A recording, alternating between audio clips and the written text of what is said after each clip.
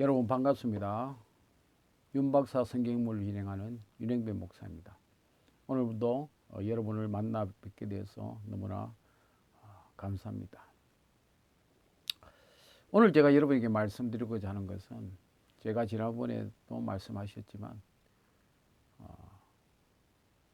설교에 제가 아주 목회에 주안점을 두었다고 했습니다. 실제로 김창희 목사님에게 많은 설교의 영향을 받고 또 실제로 제가 전임 전도사 나가서 이렇게 설교를 하게 되었습니다. 목회자분들께서는 아시지만 우리가 목회를 하는 데 있어서 가장 중요한 사역 중에 하나가 설교입니다. 그래서 어떤 사람은 목회의 꽃이 설교다 그렇게 이야기하는 사람도 있습니다. 저는 그 말에 공감을 합니다. 목회에 있어서 가장 중요한 것은 설교입니다. 심지어 소망교회 각선희 목사님은 설교 외에는 그렇게 프로그램에 치중하지 않았다고 말씀하신 것을 읽은 적이 있습니다. 설교 안에 치유가 있고 설교 안에 상담이 있고 설교 안에 교육이 있고 모든 것이 설교를 통해서 다 가능하다.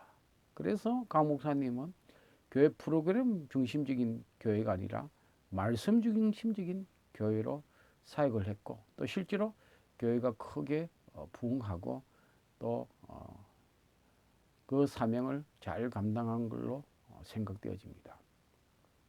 그분의 목회는 설교였습니다.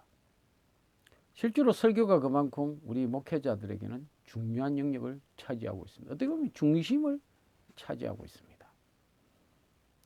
제가 교육전사 강성교에서 그렇게 김창희 목사님에게 설교에 많은 도전과 또 영향을 받고 실제로 제가 전임 전도사 나가서 설교를 해보게 되었습니다.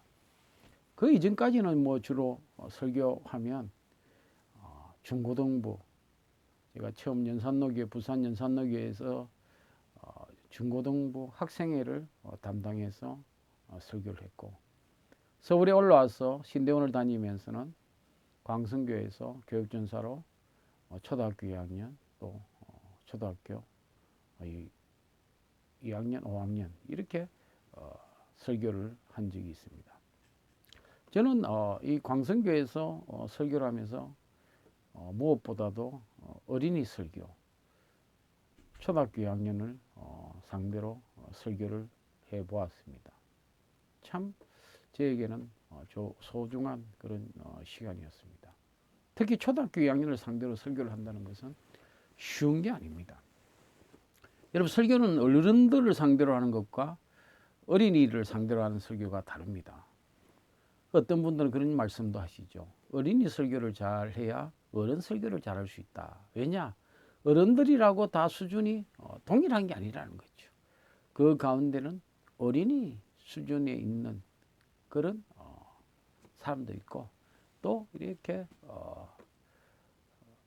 지식적인 사람도 있고 아주 다양한 사람이 있는데 어디에 초점을 맞춰야 될 것인가? 어린이 정도의 수준의 설교를 하고 어린이 정도의 말을 하면 모두가 들을 수 있다는 거죠. 그래서 미국 대통령의 연설을 보면 초등학교 4학년 정도의 수준에서 단어를 선택하고 그렇게 연설을 하면 대중들에게 인기가 있다는 그런 글도 읽은 적이 있습니다. 저는 강성교에서 초등학교 2학년 설교를 하면서 많은 배움을 얻었습니다. 초등학교 2학년. 제가 30대를 넘은 중년이랄까요?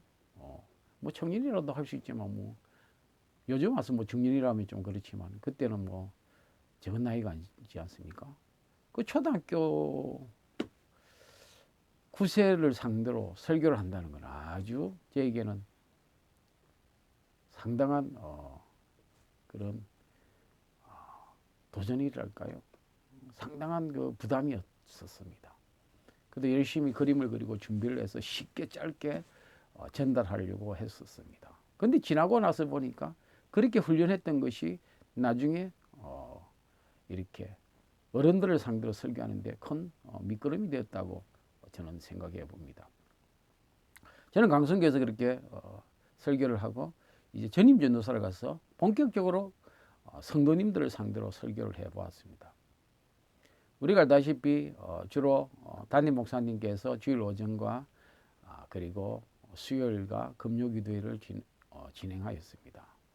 어떤 교회는 뭐 금요일을 부교육자에게 맡기는 경우도 있었지만 제가 인천에 갔을 때는 담임 목사님께서 다 모든 것을 다 하셨습니다. 우리에게 주어진 설교 시간은 주일 오후 시간. 그것도 뭐 제가 다른 부목사님 한 분 계셨기 때문에 저하고 이렇게 둘이서 교대를 하게 됩니다. 한 달에 2번 어른 상대로 설교할 수 있는 기회가 주어졌습니다. 저는 참 열심히 준비를 했습니다. 아주 열심히 준비를 했죠. 그래서 그때 그 설교한 것을 묶은 것이 바로 이 책입니다. 98년도 서부교회에서 제가 설교를 했던 것입니다. 글자 하나, 토시 하나 다 그렇게 원고 설교를 했었습니다. 여기 보면 한 21편의 설교가 되어 있습니다. 아주 정성을 다해서 2주간 그렇게 설교를 했습니다. 준비해서 설교를 했습니다. 한번 마치고 나면 또 다음 설교를 준비하고 이렇게 열심히 설교를 준비했습니다. 그렇게 설교를 준비하다 보니까 저에게는 큰 하나의 숙제가 있었습니다. 이런 식으로 설교하다가 나중에 내가 담임 목사가 되면 어떻게 설교를 해야 할까? 담임 목사가 되면 주일 오후 설교 한 편만 하는 게 아니라 주일 오전, 주일 또 오후, 때로는 또 수요일, 금요 기도에 아주 설교가 많아지는데 어떻게 설교를 해야 할까? 저에게는 참 큰 부담이었고 숙제였습니다. 그렇다고 설교를 대충 할 수는 없지 않겠습니까? 목사가 뭐 주일 오전 설교만 준비하고 나머지는 그냥 그렇게 할 수 없지 않습니까? 제가 워낙 2주간의 설교를 준비하다 보니까 한 편을 준비하다 보니까 만약에 한 10년 후에 내가 설교를 담임 목사가 되어서 설교를 한다면 어떻게 할까? 그런 고민을 한 1년여간 해보았습니다. 참 저에게는 이걸 해결하지 않으면 설교의 중심을 둔 목사로서 앞으로 목회가 힘들어질 것 같고 또 그리고 감당이 되지 않을 것 같은 그런 숙제가 있었습니다. 그래서 제가 열심히 생각하며 준비를 했었습니다. 제가 지난번에 이야기했지만 당시에 제가 열심히 성경을 읽고 있지 않았습니까? 2달에 1독을 할 정도로 그렇게 열심히 성경을 읽었습니다. 여러분 뭐 2달에 한 번 성경을 읽는다는 게 뭐 쉬운 것 같아도 그게 쉽지 않습니다. 그렇게 열심히 읽으면서 앞으로 내가 목회할 것을 준비하고 그렇게 하면서 한 가지 생각을 해낸 것이 있었습니다. 그것이 바로 이 새벽 말씀이라는 책을 만들고 앞으로 새벽 기도는 성경 1독을 하면서 그렇게 새벽 기도를 해야 되겠다. 그래서 제가 99년도 6월달부터 6월달까지 이 책을 만들게 되었습니다. 제가 이번 다음 강의 시간에는 여기에 대해서 여러분들과 이야기를 나누고자 합니다. 오늘도